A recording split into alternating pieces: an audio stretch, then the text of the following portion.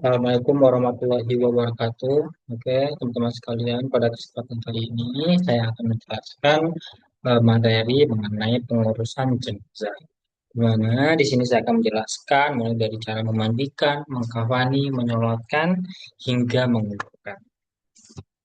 Nah, teman-teman sekalian, sebelumnya perlu diketahui bahwa pengurusan jenazah ini sendiri itu hukumnya itu adalah fardu kifayah.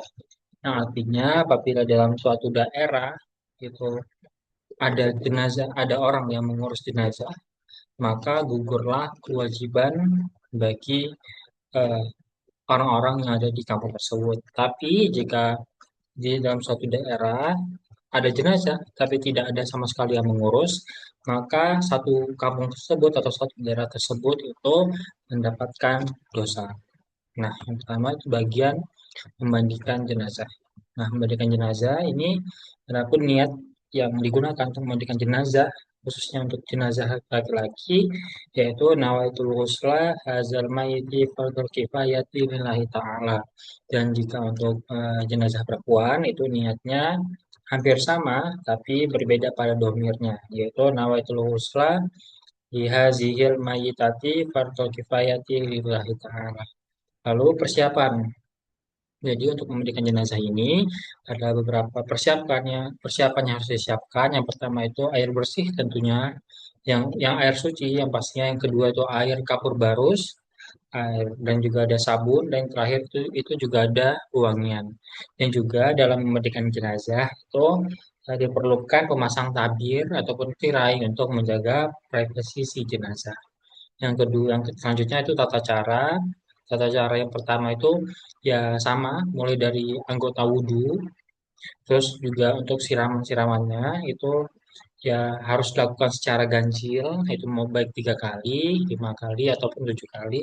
Lalu di bagian akhir itu eh, menggunakan kabar barus. Lalu ketentuannya itu untuk jenazah laki-laki itu biasanya dimandikan sesama jenis.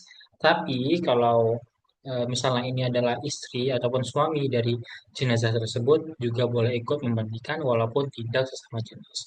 Dan juga selama proses memandikan itu harus tertutup auratnya. Selanjutnya, yang kedua adalah mengkafani jenazah.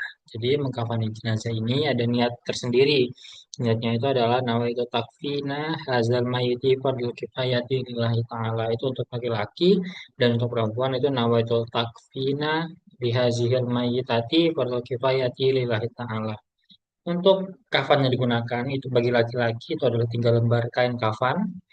Terus panjangnya itu cukup menutup seluruh tubuh, diikat pada bagian kepala dan kaki setelah dikafani, lalu diberi wewangian ataupun boleh menggunakan kapur barus, lalu ya tidak dijahit tapi hanya diikat dengan tali bagian kepala dan juga bagian kakinya serta bagian pinggangnya. Nah, terus untuk perempuan itu menggunakan lima lembar kain kafan, lalu juga menggunakan sarung, baju, kerudung dan juga tambahan 2 lembar kain.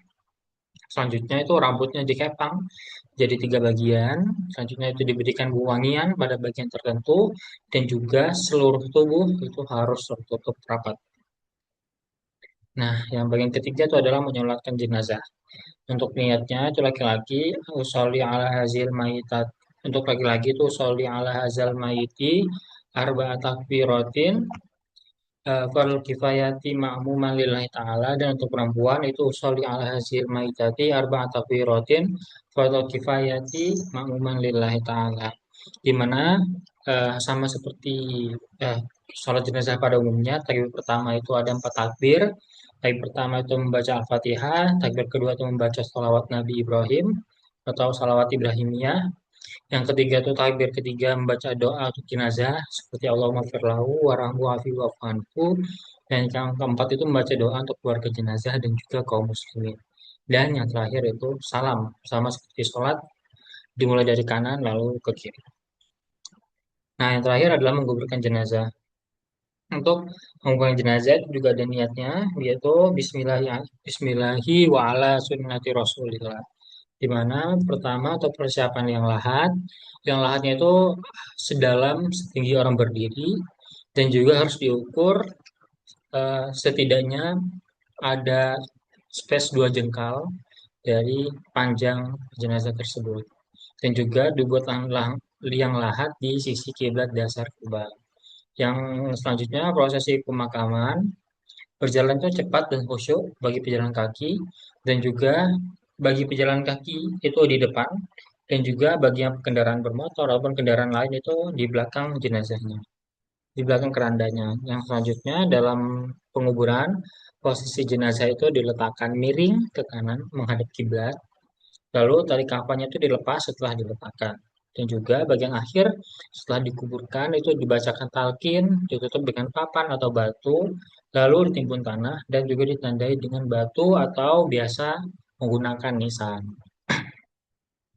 Nah, teman-teman, demikianlah tata cara pengurusan jenazah dimulai dari memandikan hingga menguburkan.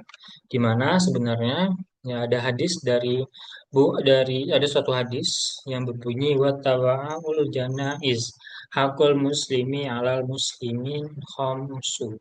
Di mana ada hak muslim dan atas muslimnya, hak muslim atas muslim yang lainnya itu ada 5. Nah, di mana di antaranya itu adalah mengiringi jenazahnya. Hadis riwayat Bukhari dan Muslim.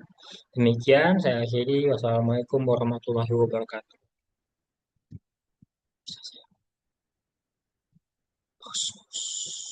Terima kasih.